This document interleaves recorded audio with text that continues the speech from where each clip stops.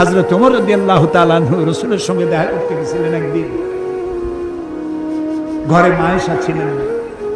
হযরত ওমর সালাম দিয়ে ঘরের মধ্যে ঢুকে দাঁড়ায় দাঁড়ায় কাঁদতেছেন, বাচ্চা শিশুর মতো ডুকরে ডুকরে কাঁদছে। রাসূলুল্লাহ জিজ্ঞেস করছেন, ওমর কাঁদো কেন? হযরত ওমর বলছেন, আমি বিশ্বনবীর ঘর দেখতেছি, ছোট্ট একটা ঘর, এক কোনায় একটা সরাহি পানি রাখার পাত্র কাইতে হয়ে পড়ে আছে, একটা গ্লাস কাইতে হয়ে পড়ে আছে, আর এক কোনায় 1 কেজি কি আধা কেজি জব পড়ে আছে, আর রাসূল শুয়ে আছেন দড়ি দিয়া বুনানো একটা খাটিয়ার উপরে, চাদর নাই, বালিশ নাই, হাত মোবারক মাথার তলে দিয়ে শুয়ে আছে। আমি তো বরদাস্ত করতে পারছি না। বিশ্বনবী, তার পিঠে দড়ির দাগ, পানির পাত্র কাইট হয়ে পড়ে আছে, খাট নাই, বালিশ নাই।